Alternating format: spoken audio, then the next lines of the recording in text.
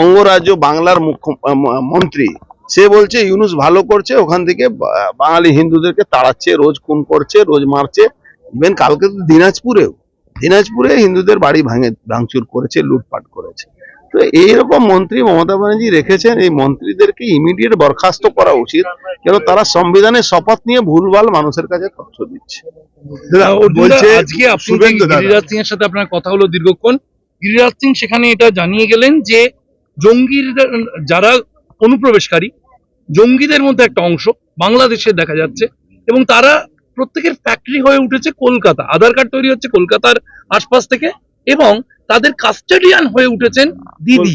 এটা কিভাবে? উনি ঠিকই বলেছেন। আপনার মনে আছে আমি কি বলেছিলাম কিছুদিন আগে?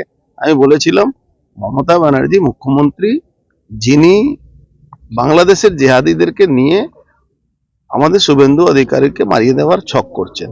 তারই পরিপ্রেক্ষিতে দেখুন এই কথাটা মিলছে, কি বাংলা হয়ে গেছে, পশ্চিম বাংলা হয়ে গেছে জেহাদিদের ফ্যাক্টরি। এখান থেকে আধার কার্ড, ভোটার কার্ড, পাসপোর্ট সব এখান থেকে তৈরি হয়েছে। তারা ভারতবর্ষে অন্য অন্য রাজ্যে ঘুরে বেড়াচ্ছে, ওখানে জেহাদি কাজগুলো করছে, সবসময় দাঙ্গা ফাসাদ লাগিয়ে দেওয়ার চেষ্টা করছে।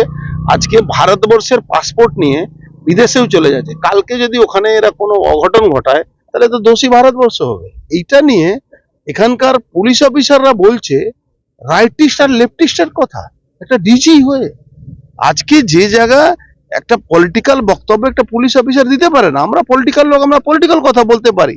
আমরা যে মানুষের কাছে দেখছি, আমাদের চোখের সামনে পড়ছে, সেটা আমরা বলতে পারি। আজকে অদ্ভুত পরিস্থিতি সৃষ্টি করে বাংলাকে ফ্যাক্টরি তৈরি করে দেওয়া হয়েছে, জিহাদিদের ফ্যাক্টরি হয়ে গেছে এখানে। এই জিহাদিদেরকে রোকার জন্য এই সরকারের ভূমিকাটা 0/0 হয়ে গেছে।